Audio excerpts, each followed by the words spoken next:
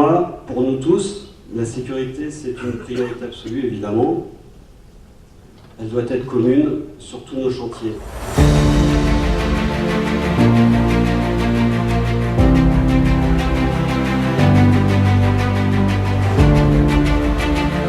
Une journée exceptionnelle pour nous, une journée organisée en moins de 36 heures, en profitant d'un arrêt de chantier pour pouvoir organiser une manifestation sur la sécurité, la production et la qualité de nos travaux. On a réuni l'ensemble de nos salariés, 400 personnes en 2 demi-journées, et afin de remettre l'ensemble de la sécurité, de la qualité et de la production sur les rails. Le matériel structure la méthode.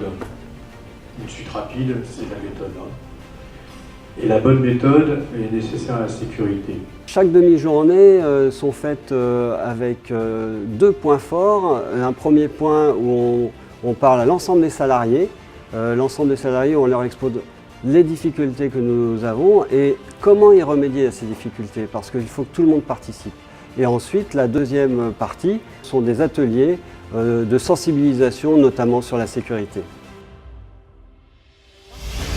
Oui, ce qui se passe,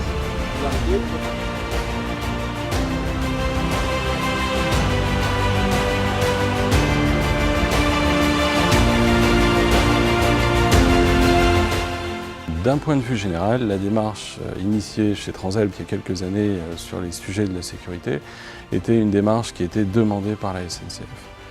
Aujourd'hui, l'objectif de Transalp est de remettre la démarche de prévention dans l'ordre, à savoir une démarche qui part du terrain, avec des remontées d'informations, des managers qui assurent pleinement leur rôle de responsable, y compris sur les sujets de la sécurité, avec des objectifs à atteindre très rapidement pour redresser la sécurité sur nos chantiers.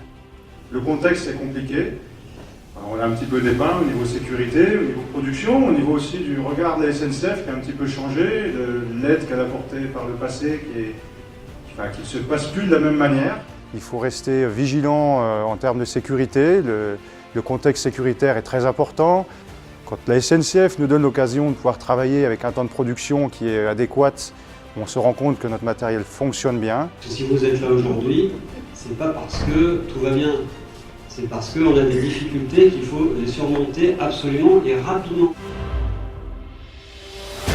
Oui, donc un vrai challenge pour Transalp, puisqu'il y a encore moins d'un an, Transalp produisait, faisait le linéaire, faisait les travaux, et la SNCF réalisait l'ensemble des prestations ferroviaires.